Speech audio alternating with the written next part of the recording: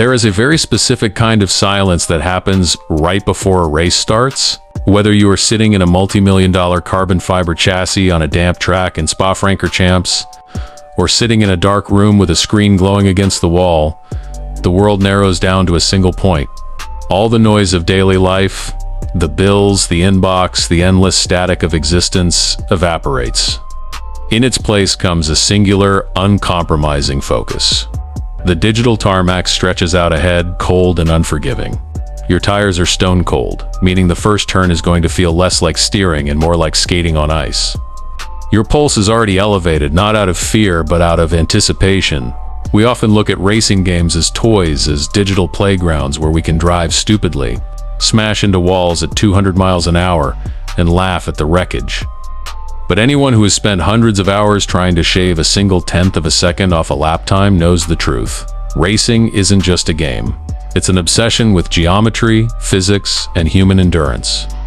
To understand what is happening on screen right now, you have to understand that a racetrack is not just a path from A to B, it is a puzzle written in asphalt and painted curbs. Look at how a corner actually works. To the untrained eye, driving fast is just about keeping your foot glued to the floorboards. But real speed lives in the braking zone, that violent, stomach-dropping moment where you transition from maximum acceleration to maximum deceleration. You are asking 4 small patches of rubber, each roughly the size of a postcard, to handle the entire weight of the machine, fighting against momentum, gravity, and inertia. If you brake a fraction of a second too early, you bleed precious momentum and throwaway time. Brake a fraction of a second too late, and your front tires lock up. You turn the wheel, but the car doesn't care. It pushes straight ahead, sliding wide toward a barrier of concrete and steel. That microsecond of realization, the moment you feel the front end lose bite, is where a clean lap turns into a disaster. It is a masterclass in risk management. You are constantly walking a tightrope stretched over a canyon, and the balancing pole is your right foot. After a while, something strange happens to the human brain during a long stint behind the wheel. The conscious mind, with all its second-guessing and anxiety, steps out of the driver's seat. You enter what psychologists call flow state.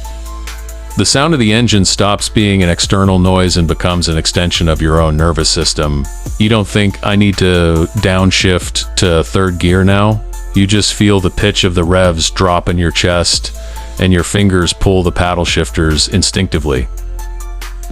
You see the apex of the corner approaching, and your hands make subtle, microscopic corrections to the steering wheel before your brain even registers that the rear end is stepping out. It's a strange paradox. You are operating a machine at speeds that would be fatal in the real world, yet you feel completely calm. Your eyes are scanning 50 meters ahead, looking past the immediate corner to set up the next one. One corner flows into another, weaving together like notes in a symphony. When you string 10, 20, 50 corners together without a single mistake, it feels like floating. It's a high unlike any other, pure, unadulterated alignment between human intent and mechanical execution. But flow state is a fragile thing. It can be shattered by a single grain of sand, a slight change in track temperature, or a momentary lapse in concentration. Every driver knows the feeling of the ghost. You aren't just racing against the track or the AI, you are racing against your own best ghost lap, the glowing, translucent car that represents your absolute personal peak.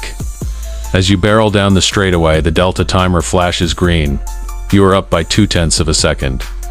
You can taste the victory. And that is precisely when you mess up. The moment you start thinking about the lap time instead of the driving, your hands tighten on the wheel. You overdrive the car. You turn in half a meter too early, clip the inside rumble strip, and upset the balance of the chassis. Suddenly, the rear tires give up their grip. The world spins sideways in a blur of guardrails and tire smoke. All that hard-won progress vanishes in a fraction of a second. It is a humbling reminder that in racing, arrogance is punished instantly and severely. So why do we do it? Why spend hours setting up suspension geometries, burning through virtual sets of tires, and sweating over a controller or a steering wheel just to shave 0.1 of a second off a lap? Because perfection is a horizon. No matter how good a lap is, you can always break 2 meters later. You can always carry a few more miles per hour through the apex. Okay, you can always extract a little bit more efficiency out of the machine. Racing isn't about reaching the finish line first, though that certainly helps. It's about the pursuit of an impossible standard. It's about taking chaos, physics, and raw horsepower and forcing them into a single flawless line of movement. The race ends, the checkered flag drops, and the screen goes dark. But the moment you boot it back up, the asphalt is waiting for you again.